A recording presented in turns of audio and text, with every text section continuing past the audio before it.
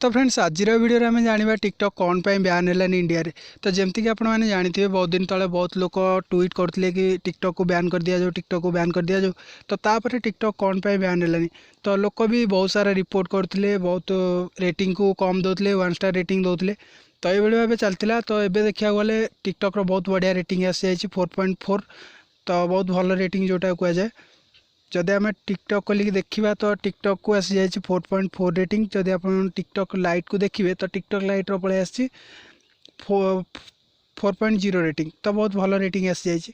तो सेकेंड कथा हूँ बैन कौन पे है। तो जमती आपने जानते जिते आपने सब रिव्यू कले टिकटॉक को, टिकटॉक को जिते आप रेटिंग कम कले तो तापर गूगल यार रेटिंग को बढ़ेदेला।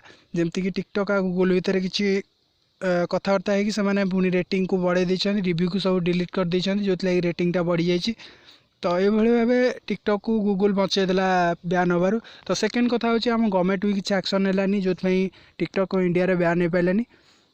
तो फ्रेंड्स ये था गोटे छोटिया इनफॉरमेशन। आशा करुँच भल लगी। जदि भल लगी वीडियोटा को लाइक करूँ, सांग सहित सेयार करूँ। जदि आप चैनल को नुआ चैनल को सब्सक्राइब कर ऑन नोटिफिकेशन को ऑन कर दिंतु।